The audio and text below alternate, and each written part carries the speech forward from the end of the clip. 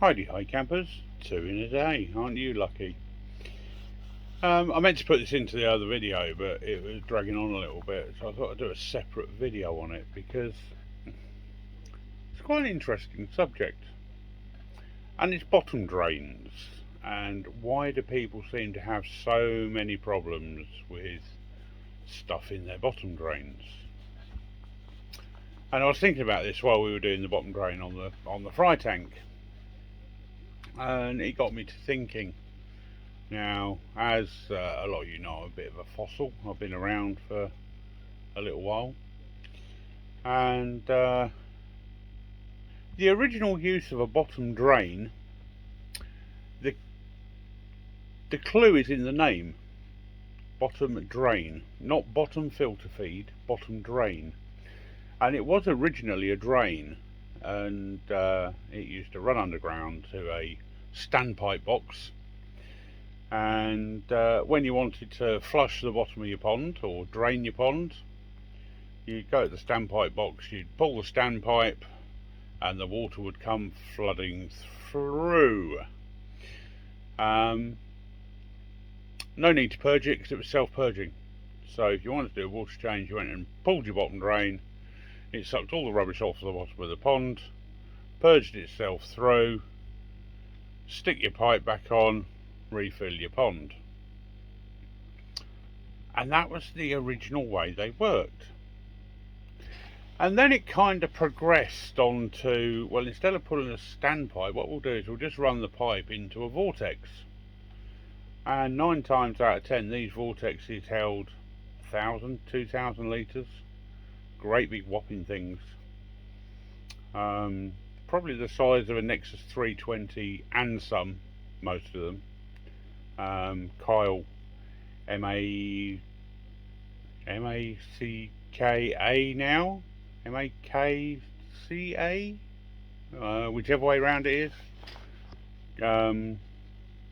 He's just fitted a small vortex, and it's about 4 feet in diameter. Probably holds about, probably the best part of 1,000 litres. So again, what you used to do is you used to shut your slide valve, drain your vortex, get all the rubbish out of the bottom, open your slide valve again, and you'd flush your 4-inch pipe with about 1,000 litres of water. And 9 times out of 10 people used to do that twice, just to be sure. Then as time progresses on, filters get smaller and smaller and smaller, and your whole 3-chamber vortex system that took 3,000 litres of water to fill up became a Nexus. And people think they can still purge a 4-inch line into a Nexus by cleaning the easy, dropping the water out, opening the valve, letting it flood back in, and they think that's enough to purge a bottom drain and the 4-inch line. And they tend to do that once, maybe twice. Now, in my opinion, unless you're doing that 2 or 3 times a week, it's nowhere near enough to purge a bottom drain. And it's all because everyone wants smaller and smaller filters. The technology has moved on. The only things really now that will keep a bottom drain, because to keep a bottom drain swept and clean, you need to pull about 17,000 litres an hour through it. Well, a Nexus can't cope with that flow rate, and EasyPod certainly can't cope with that flow rate. In fact, most modern day filters won't, apart from some of the drums. I know some of the bigger Burton's drums you can run 45,000 litres an hour through. I'm not sure on the flow rates on the others, I'll have to go and look them up, but that one just springs to mind off the top of my head. And I think half the problem that people have with a lot of these issues is they're not pushing enough water through their bottom drain, or they're not purging them enough. Now, I know Vince purges his into his EasyPods, but then again, Vince does his on a very, very regular basis. And even Vince's gets clogged up. If you go back a little while, he had a problem where a load of blanket weed got stuck in his